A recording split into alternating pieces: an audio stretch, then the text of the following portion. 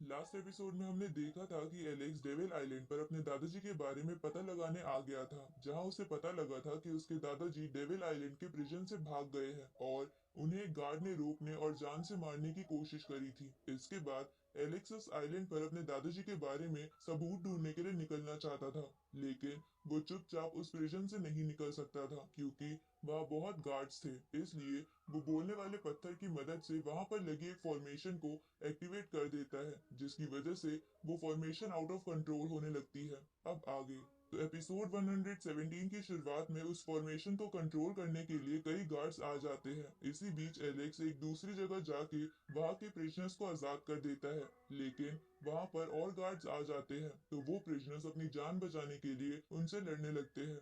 इधर एलेक्स वहां से जाने लगता है, लेकिन तभी उसे वो गार्ड दिखता है जिसने उसके दादाजी का गला पकड़ लिया था और वो गार्ड अब कुछ प्रिजनर्स को बुरी तरह टॉर्चर कर रहा था। तो ये देखकर एलेक्स उसे किक करके नीचे गिरा देता है। तो वो गार्ड एलेक्स से पूछता है कि तुम कौन हो, इतने यंग होने के बावजूद भी तुम वेनरेबल लेवल पर कैसे पहुंच गए। तभी एलेक्स उससे पूछता है कि तुमने बहुत पहले एक हाथ वाले बूढ़े आदमी को जान से मारने की कोशिश करी थी, पर तुमने वैसा क्यों किया था। ये सुन के वो गार्ड एलेक्स से पूछता है कि तुम्हारा उससे क्या रिलेशन है, पर एलेक्स उसे उस बात का जवाब नहीं देता और उसे पीटते हुए अपने सवाल का जवाब मांगने लगता है। तो वो गार्ड एलेक्स को सब कुछ बताने लगता है कि ये सब एक सैक्रेड पिल की वजह से हुआ था। अब हम फ्लैशबैक देखते हैं जहां वो गार्ड एलेक्स के ग्रैंडपा से सैक्रेड पिल मांग रहा था जो उन्होंने एलेक्स के लिए बनाई थी, पर एलेक्स के दादाजी वो पिल नैनी को दे देते हैं, जिससे गुस्सा होकर उस गार्ड ने नैनी पर अटैक करने की कोशिश करी थी, पर एलेक्स के दादाजी ने उसे बचा लिया था। उसी वक्त उस पिल की वजह से नैनी का फाउंडेशन तैयार होने लगा था,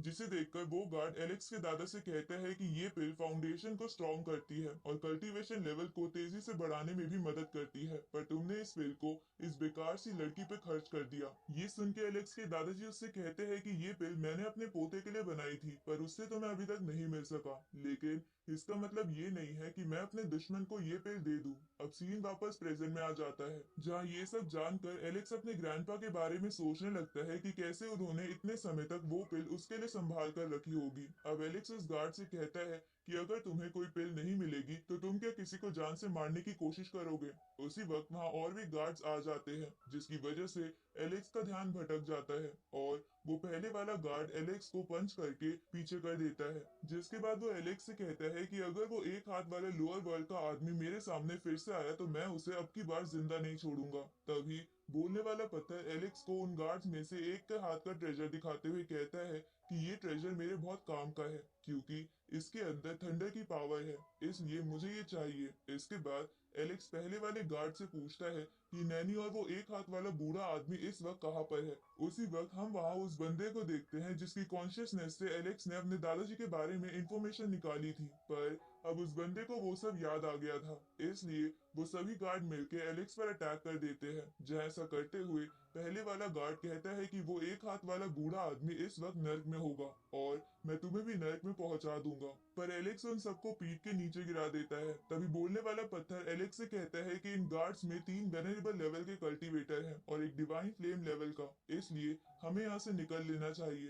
पर एलेक्स कहता है कि मुझे अपने दादाजी का बदला लेना है। उसी वक्त वो सभी गार्ड्स एलेक्स पर मिलकर एक साथ हमला कर देते हैं, जिसकी वजह से उसके मुंह से खून आने लगता है, जिसे देखकर बोलने वाला पत्थर एलेक्स से पूछता है कि बदला तो ठीक है, पर तुम इनसे जीतोगे कैसे। इस पे एलेक्स बोलता है कि मैंने लाइटनिंग फ्रूट खा रखा है, इसलिए इनसे ज्यादा लाइटनिंग को कंट्रोल करना मुझे अच्छे से आता है। अब एलेक्स उस गार्ड से वो लाइटनिंग ट्रेजर छीन लेता है, जिसके बाद वो उस ट्रेजर को कंट्रोल करके उन सभी को मार देता है। अब वो बोलने वाले पत्थर उस ट्रेजर को खा लेता है। इसके बाद एलेक्स वहां से निकलकर उस आइलैंड की खंडर वाली जगह पर जाने लगता है। तभी एलेक्स के ऊपर बिजली गिरती है, जिसकी वजह से उसे उड़ने में प्रॉब्लम हो रही थी, लेकिन एलेक्स को लगता है कि वो इस बिजली का इस्तेमाल करके लॉ ऑफ थंडर को समझ सकता है, इसलिए वो खुद ही सारी बिजली अपने ऊपर गिरा के लॉ ऑफ थंडर समझने की कोशिश करने लगता है, लेकिन वो ऐसा नहीं कर पाता क्योंकि इसमें कम से कम 1 महीना लग सकता था। इसलिए एलेक्स उस जगह से आगे बढ़ जाता है, जिसके बाद वो फायर बीच नाम की जगह पर पहुंचता है, जिस जगह कल्टीवेटर्स अपनी स्किल को शार्प करने के लिए आते थे, लेकिन वहां भी बहुत ज्यादा समय लग सकता था, इसलिए एलेक्स आगे निकल जाता है। थोड़ी देर बाद वो एक रिवर के पास पहुंच जाता है, जहां पर एक कल्टीवेटर रिवर में से एक बॉडी को निकाल रहा था, जिसे देखकर एलेक्स बोलता है कि ये बॉडी जरूर उन क्रिएचर्स की होगी जिन्हें इस आइलैंड के एम्परर ने मारा होगा, इसलिए ये बॉडी उस कल्टीवेटर के बहुत काम आ सकती है। पर जब वो कल्टीवेटर उस बॉडी को अपनी पावर से नदी के बाहर निकाल रहा था, तभी नदी में से कुछ अटैक्स निकलकर उसे जान से मार देते हैं, जिसे देखकर एलेक्स बोलता है कि लगता है इस नदी के अंदर कोई ट्रैप है, जिसकी वजह से अगर कोई भी इसमें अपनी पावर इस्तेमाल करेगा तो मारा जाएगा। उसी वक्त एलेक्स वहां दो बंदों को देखता है जो डीमन गॉड इंस्क्रिप्शन की तरफ जाने की बात कर रहे थे, जो एक तरीके का टेस्ट था। तो एलेक्स भी उनके पीछे पीछे चला जाता है, क्योंकि उसे लग रहा था कि वहां शायद उसके दादाजी को ढूंढने का कोई क्लू उसे मिल जाएगा। आगे कई सारे लोग डीमन गॉड इंस्क्रिप्शन के पास आ जाते हैं, जहां एक पिलर जैसी चीज थी, जिससे कल्टीवेटर्स अपनी पावर का टेस्ट ले सकते थे। उसी वक्त एलेक्स वहां अपने दादाजी की फोटो के साथ एक नोटिस देखता है, जिसमें उनको ढूंढने वाले को इनाम देने वाली बात लिखी हुई थी। तभी एक कल्टीवेटर एलेक्स से पूछता है कि तुम इस बंदे को ध्यान से देख रहे हो, क्या तुम इसे जानते हो? इस पे एलेक्स उसे कहता है कि नहीं, मुझे नहीं पता, पर मैं सोच रहा था कि इन्होंने ऐसा क्या करा होगा जो इतना बड़ा इनाम इनके सर पर है। तो वो बंदा एलेक्स को बताता है कि ये नोटिस माउंट ब्लाउ के लोगों ने लगाया है, ताकि वो लोग इसे ढूंढ सके, और उन्होंने अब तो इसका प्राइस भी डबल कर दिया है, जिसकी वजह से इस नोटिस के बारे में कई लोग जानते हैं, पर इससे ज्यादा मुझे इसके बारे में कुछ नहीं पता। तभी वहां खड़ा एक और कल्टीवेटर बोलता है कि मैंने सुना है कि इस आदमी का कोई ग्रैंडसन बहुत ज्यादा ताकतवर है और इसकी खुद की भी स्ट्रेंथ कम नहीं है। तभी वो बंदा एलेक्स के दादाजी का नाम उस पिलर पर दिखाता है, जिसपे सिर्फ उन्हीं का नाम हो सकता था जो उस टेस्ट को पार कर चुके थे। इसके बाद वो पहले वाला बंदा बताता है कि इस पिलर पे टोटल 3 मिलियन कल्टीवेटर्स के नाम लिखे जा सकते हैं, और ये पिलर फाइटिंग पावर, पोटेंशियल और टैलेंट का टेस्ट ले सकता है। तभी एक दूसरा वाला बंदा बोलता है कि पिछले 3000 सालों में बहुत कम ही लोग अपना नाम इस पे दर्ज करवा पाए हैं, और जिनका भी नाम इस पिलर पे है वो सबके सब जीनियस है। उसी वक्त ये सुन के एक बंदा जोश जोश में उस पिलर पे अपना नाम दर्ज करवाने के लिए टेस्ट देने लगता है, जिसके लिए वो पिलर पर लगे क्रिस्टल पर पंच मारता है, लेकिन वो टेस्ट में पास नहीं होता और मारा जाता है।